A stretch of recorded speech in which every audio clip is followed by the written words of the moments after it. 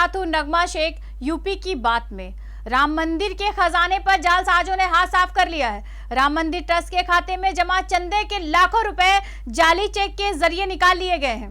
श्री राम जन्मभूमि तीर्थ क्षेत्र ट्रस्ट के खाते से क्लोन चेक के माध्यम से लाखों रुपए निकाले जाने का मामला सामने आया है, जिसकी जानकारी ट्रस्ट को तब मिली जब यह कोशिश तीसरी बार बड़ी रकम निकालने के लिए की गई। जानकारी मिलते ही ट्रस्ट की ओर से अयोध्या कोतवाली में मुकदमा दर्ज करा दिया गया है। 3.5 लाख का चेक उसने 8 सितंबर को जमा किया। जब एक ही आदमी लगातार चेक दे रहा है तब उन्होंने तीसरे चेक पर हमसे पूछ लिया। यहां से मामला खुल गया। बैंक ने बहुत त्वरित गति से काम किया। अयोध्या बैंक मैनेजर को खबर मिली, वो दौड़े और लिखित रूप में उन्होंने पंजाब बैंक जाकर पता किया तो पता लगा कि 2.5 लाख और 3.5 लाख के चेक कैश हो चुके हैं और उसमें से 4 लाख रुपया निकल गया है, 2 लाख बचा है। श्री राम जन्मभूमि ट्रस्ट के महासचिव श्री संपत राय जी द्वारा एक प्रार्थना पत्र प्रेषित किया गया, जिसमें अंकित किया गया था कि ट्रस्ट के अकाउंट से लगभग 6 लाख रुपए फर्जी चेक द्वारा पैसे विड्रॉ कर लिया गया है। इस संबंध में एफआईआर अंकित कर दी गई है। इसकी जानकारी गहनता से की जा रही है। शेष विधिक कार्रवाई हेतु एक टीम रवाना कर दिया गया है। श्री राम जन्मभूमि तीर्थ क्षेत्र ट्रस्ट के क्लोन चेक के माध्यम से लखनऊ के एक बैंक से 1 सितंबर को 2.5 लाख, फिर 2 दिन बाद 3.5 लाख रुपए निकाले गए थे और तीसरी बार जब एक बड़ी राशि निकाली जा रही थी तब वेरिफिकेशन के लिए ट्रस्ट को फोन करने पर इसका खुलासा हुआ। यूपी के पूर्व मुख्यमंत्री अखिलेश यादव ने योगी सरकार पर हमला बोला। कल रात 9:09 तक बेरोजगारी के खिलाफ क्रांति की मशाल जलाई।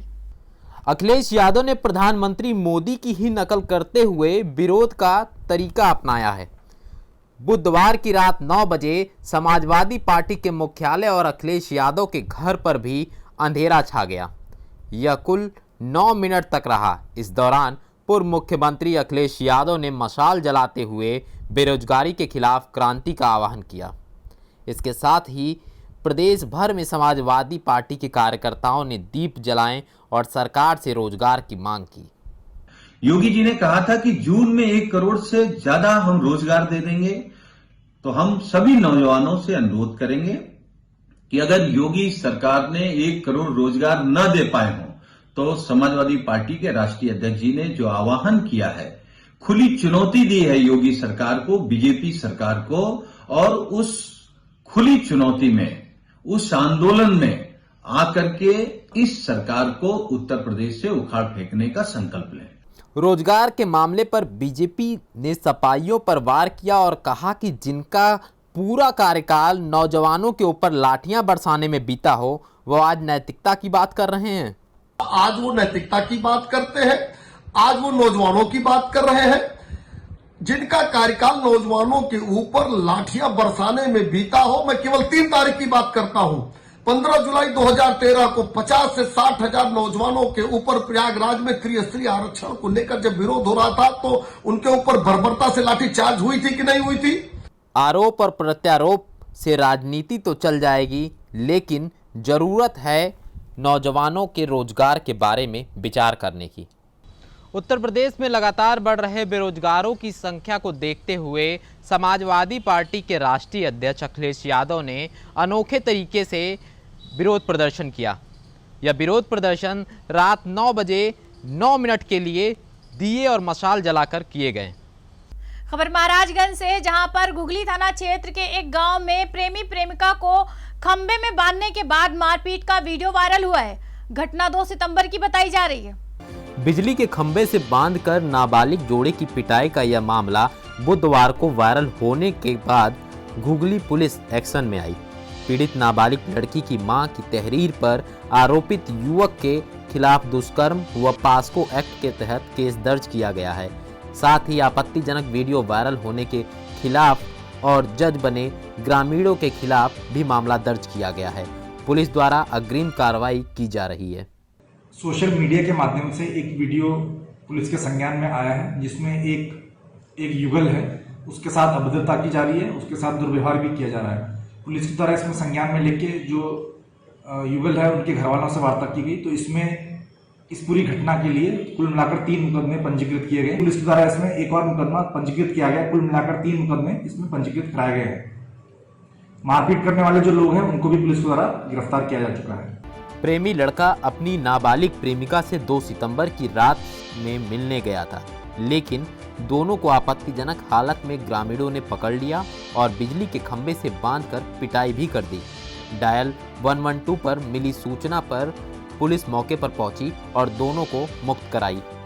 जीडीए को हैदराबाद के राष्ट्रीय सुदूर संवेदन केंद्र से शहर का सैटेलाइट इमेज आधारित बेस मैप मिल गया है। अब नगर नियोजन विभाग ने 2021 तक के मास्टर प्लान को लेकर कवायद तेज कर दी है। अधिकारियों का दावा है कि आंकड़ों के विश्लेषण का काम महीने के अंत तक पूरा कर लिया जाएगा। दिसंबर से जनवरी तक शहर को नया मास्टर प्लान मिल जाएगा। सैटेलाइट आधारित इमेज से महायोजना के कार्य में तेजी आएगी। पूर्व से चले आ रहे सर्वे में प्राधिकरण ने महायोजना में 319 गांवों को शामिल करने का निर्णय लिया है। एनआरएससी हैदराबाद से एक बेस मैप लिया गया है।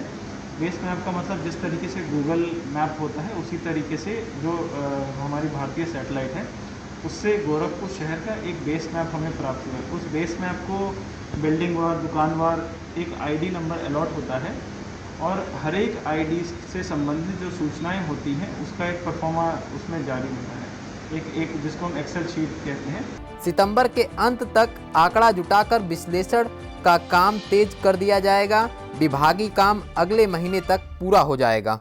एक मोटा पूरे शहर का एक खांचा खींचा जाता है कि किस सड़क पे वर्तमान में हो सकता है कि लैंड यूज कुछ और हो, भविष्य में जिस तरीके से वहाँ पे डेवलपमेंट आगे आ रहा हो तो उसमें क्या रखना ठीक रहेगा लैंड यूज, उससे वो स्थिति क्लियर होती है और उसी के आधार पर बेस मैप के आधार पर हमारा मास्टर प्लान तैयार किया जाएगा। सैटेलाइट इमेज के आधार पर न सिर्फ अवैध निर्माण पर अंकुश लगेगा, बल्कि अधिकारी जब चाहेंगे पता कर सकेंगे कि कौन सा निर्माण कब हुआ है। खबर कुशीनगर से है, जहां पर जनपद के तरिया सुजान थाना क्षेत्र अंतर्गत रामपुर बांगर में हुए दोहरे हत्याकांड में एक नया मोड़ सामने आया है, जिसमें मॉब लिंचिंग के शिकार युवक द्वारा कथित प्रेमिका को पूर्व में टॉर्चर करने पर प्रेमिका द्वारा कंप्लेन करने के बाद उसे जान से मारने की धमकी देने की बात सामने आई है। कुशीनगर के रामपुर बांगर में रोज एक नया खुलासा हो रहा है। गोरखपुर से स्कूल में पढ़ने वाली लड़की से बदला लेने तरिया सुजान के रामपुर बांगर पहुंचा था युवक। युवती के अनुसार वे दोनों पूर्व में गोरखपुर में एक स्कूल में पढ़ते थे। उस दौरान युवक आर्य मनु से परेशान करता था, जिस पर उसने उस स्कूल में शिकायत किया था। स्कूल में एक बार मतलब मुझे टॉर्चर किया था तो मैं कंप्लेन कर दी थी। अच्छा। स्कूल में तो फिर सही हो गया था, फिर धमकी भी दिया था और बोला था कि अगर किसी पेरेंट्स से या अपने फैमिली से बता के तुम्हें भी मार देंगे तो तुम्हारे फैमिली मम्मी पापा के भी मार देंगे, घर के सबको किसी को नहीं छोड़ेंगे। दिया था शायद। मामले की गंभीरता और घटना की सच्चाई का पता लगाने के लिए सीओ स्तर की टीम गठित कर जांच का जिम्मा सौंपा गया है। पंचायत भवन, अंत्येष्टि स्थल और सामुदायिक शौचालय निर्माण में मानकों की अनदेखी करने, कार्य को सही समय पर न करने के आरोप में 7 ग्राम पंचायत अधिकारियों के विरुद्ध कार्रवाई की गई है। डीपीआरओ, डीपीसी और सहायक विकास अधिकारियों ने जब बस्ती जिले के 2 दर्जन से अधिक ग्राम पंचायतों में चल रहे विकास कार्य का निरीक्षण किया तो निरीक्षण के दौरान पता चला कि कहीं सामुदायिक शौचालय का निर्माण मानक विहीन कराया गया, तो कहीं अंत्योष्ठि स्थल का काम पूरा नहीं है, तो कहीं सामुदायिक शौचालय की गुणवत्ता खराब पाई गई है। जगह स्थल चयन पूर्ण ना होना, समयांतर का जैसे जो भी निर्माण कार्य का समयांतर पूर्ण हो जाना चाहिए। इसका साथ ही साथ जो हमारा ब्रिक वर्क का है, अब लेकिन सचिव गांव पंचायत द्वारा बताया कि हमारे ब्रिक मार्केट रेट हमारा जो है इतना है, लेकिन क्या है प्रथम स्तर को लग के अच्छे से हमको क्वालिटी पूरा करना चाहिए। जहाँ कभी दिक्कतें आई हैं वो जिलाधिकारी महोदय को फाइल पुटअप किया गया कि वर्तमान स्थिति आई है, उसको जो माध्यम से कार्रवाई की गई। अधिकारियों की आख्या पर डीएम ने 7 ग्राम पंचायत सचिवों को निलंबित करते हुए चार्जशीट जारी करने के निर्देश दिए हैं। कुशीनगर में सभासद, प्रतिनिधि और ग्रामीणों ने सुनाया तुगलकी फरमान। प्रेम प्रसंग में पकड़े जाने पर लड़का और लड़की के मुंह पर कालिक पोत कर चप्पलों की माला पहनाकर गांव में घुमाया। हाटा कोतवाली क्षेत्र के नगर पालिका हाटा के एक वार्ड का ये पूरा मामला है। पूरे मामले का वीडियो स्थानीय लोगों ने ही बनाकर वायरल कर दिया। हाटा कोतवाली को जब इस बात की सूचना मिली तो वो कुछ लोगों को पूछताछ के लिए थाने में लाकर पूरे मामले की तहकीकात करने में जुटी है।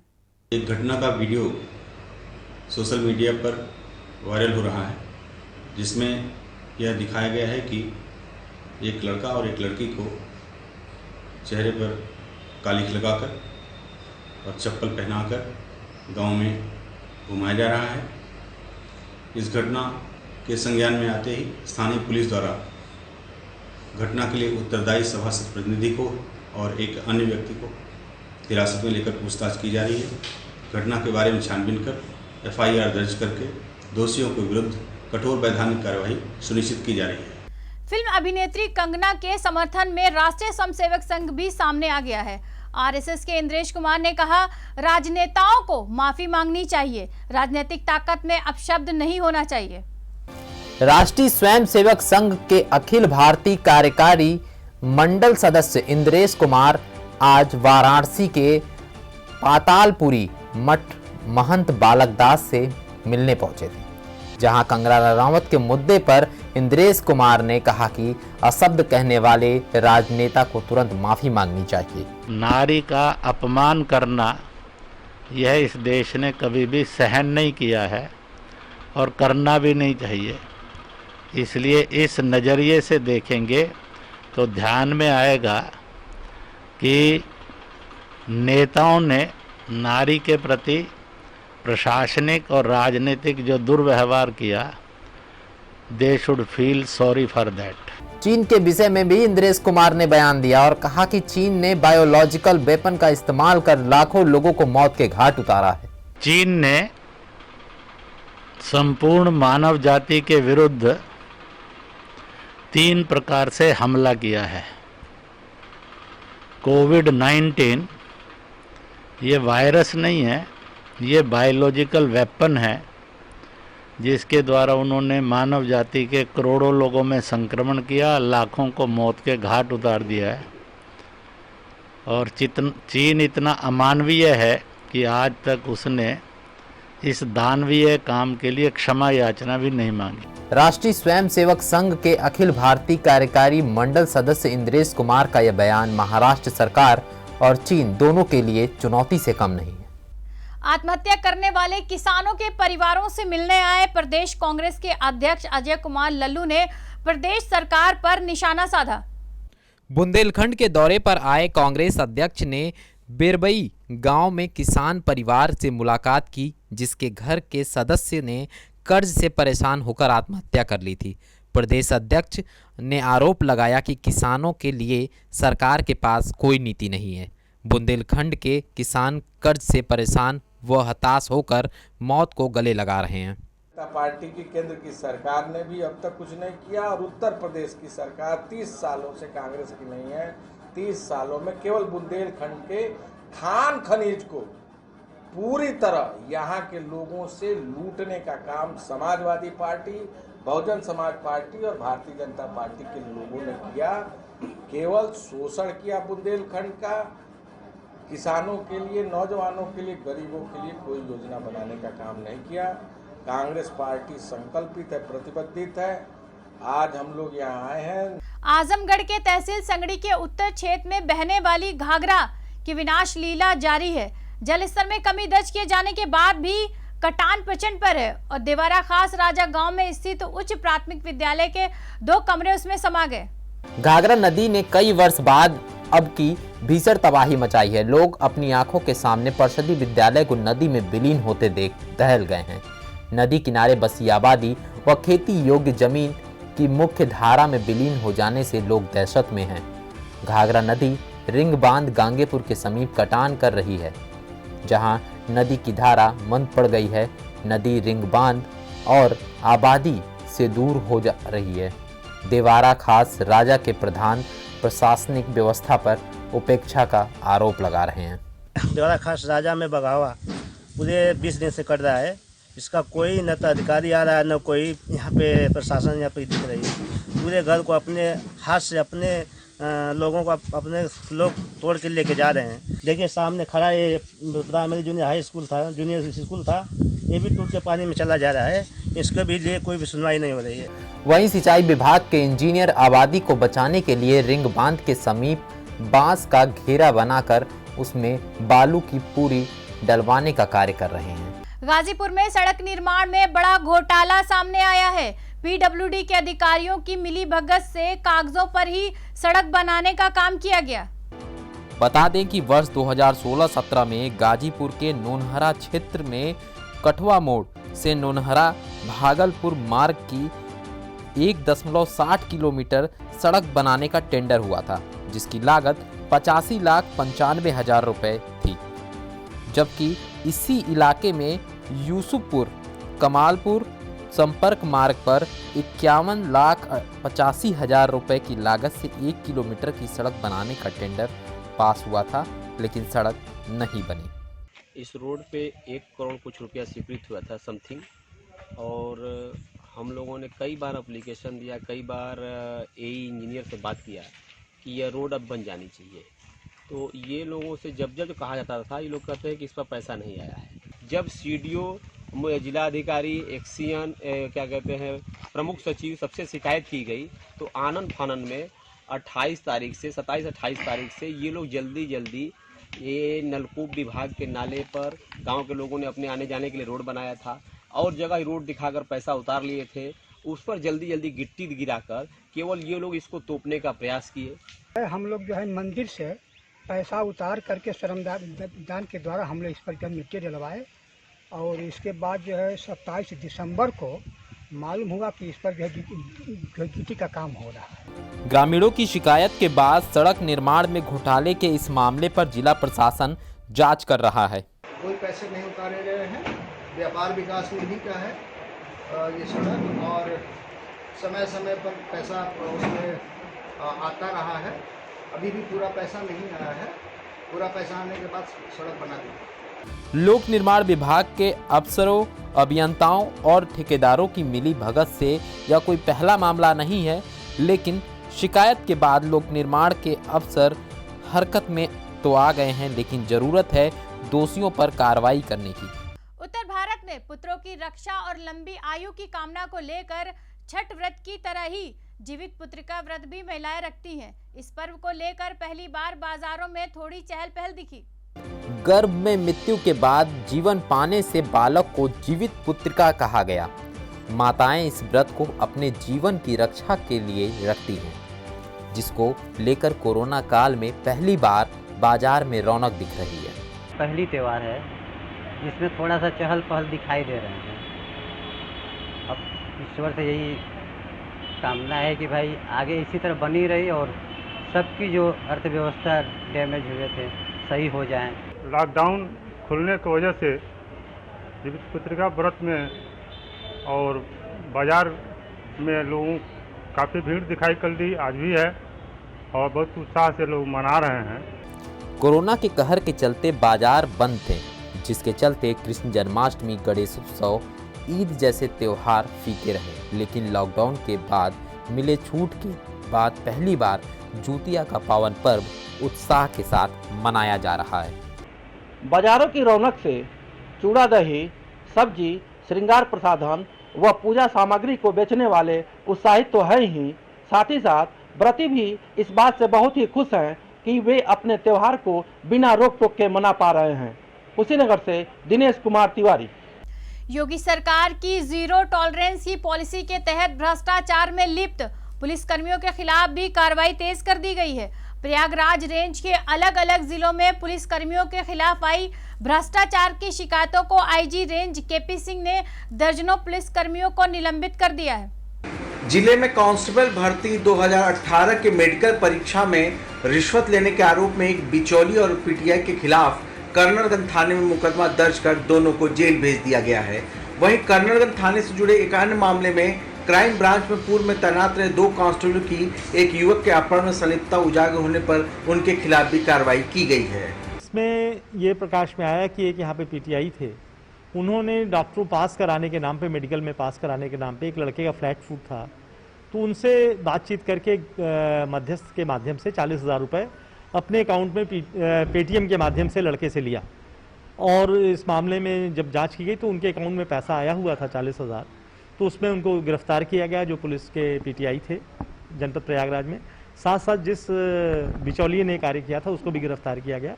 तो 2 लोगों को करप्शन एक्ट के तहत जेल भेजा गया है। आज उनका रिमांड बन रहा है। प्रयागराज रेंज के चारों जिलों में अपराधियों के साथ ही अब पुलिस विभाग अपने घर की भी सफाई करने में लगा है, जिसके तहत भ्रष्टाचार की जो भी शिकायतें मिल रही हैं उन पर सख्त और प्रभावी कार्रवाई की जा रही है। बरेली पुलिस ने 4 करोड़ की स्मैक के साथ तस्करों को गिरफ्तार किया। अभियुक्त बरेली के फरीदपुर से स्मैक लेकर सप्लाई करने दिल्ली जा रहे थे। गिरफ्तार तस्करों से मिली जानकारी के मुताबिक एक चक्कर मादक पदार्थ की सप्लाई करने के बदले उन्हें 10 लाख रुपए मिलते थे। इज्जतनगर पुलिस ने मुखबिर की सूचना पर स्मैक तस्करों को गिरफ्तार किया। प्रयागराज में मादक पदार्थों का जखीरा बरामद किया गया। नारकोटिक्स कंट्रोल ब्यूरो व एसटीएफ ने 9 अभियुक्तों को गिरफ्तार किया है। गिरफ्तार अभियुक्तों के कब्जे से 11 कुंतल 38 किलो 800 ग्राम गांजा बरामद किया गया है। पकड़े गए गांजे की अंतर्राष्ट्रीय बाजार में कीमत करीब 67 लाख रुपए है। वहीं तस्करों के कब्जे से एक ट्रक, एक स्कॉर्पियो और एक बाइक भी बरामद की गई है। यूपी की बात में आज बस इतना ही। आपसे फिर होगी मुलाकात। नमस्कार।